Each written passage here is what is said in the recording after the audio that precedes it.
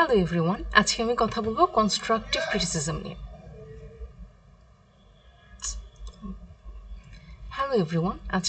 বলবো constructive criticism নিয়ে।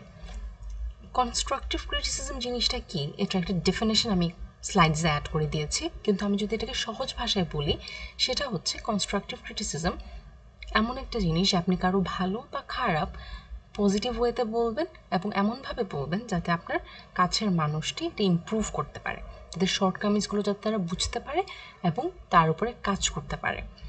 Constructive criticism ব্যাপারটা কিন্তু খারাপ না। আমরা ম্যাক্সিমাম সময় ক্রিটিসিজম বা ক্রিটিসাইজ কথাটা শুনলে খুব নেগেটিভলি চিন্তা করি, মনে করি যে ইটস এ নেগেটিভ থিং বা আমার নামে বদনাম করছে, আমি যদি সোজা বাংলা ভাষায় বলি।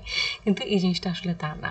আমাদেরকে যদি আমাদের শর্টকামিংসগুলো বা ভুলগুলো ঠিকগুলো কেউ ধরিয়ে না দেয়, আমরা কিন্তু আসলে কখনো আমাদের লাইফে ইমপ্রুভ করতে পারবো না, আমাদের প্রবলেমসগুলো আমরা সলভ করতে পারবো না। এর জন্য কয়েকটা টিপস আমরা ফলো করতে পারি যাতে এটা নেগেটিভ না, পজিটিভ ওয়েতে আপনার ক্রিটিসিজমটা মানুষের কাছে পৌঁছায়। প্রথমত হচ্ছে বি অনেস্ট অ্যান্ড জেনুইন। আপনার ওপিনিয়নে আপনি খুব অনেস্ট থাকবেন।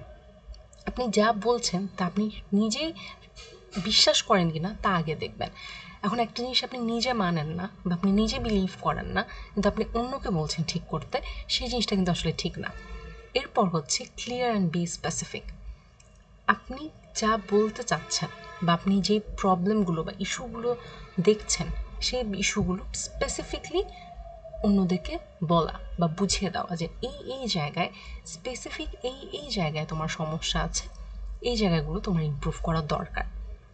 এরপর হচ্ছে friendly manners, of course most important part.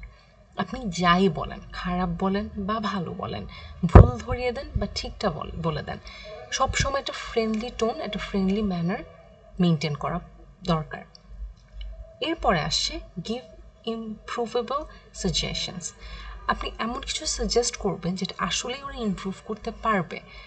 আকাশ কুসুম গল্প বানিয়ে আসলে কোনো লাভ নেই। একটা মানুষকে তার শর্টকামিংসগুলো দেখিয়ে এমন কিছু বলা যাবে না যার কারণে ওনারা আরও হতাশ হয়ে পড়েন, অথবা ওনারা আশা ছেড়ে দেন যে ওনারা আসলেই জায়গায় ইমপ্রুভ করতে পারবে।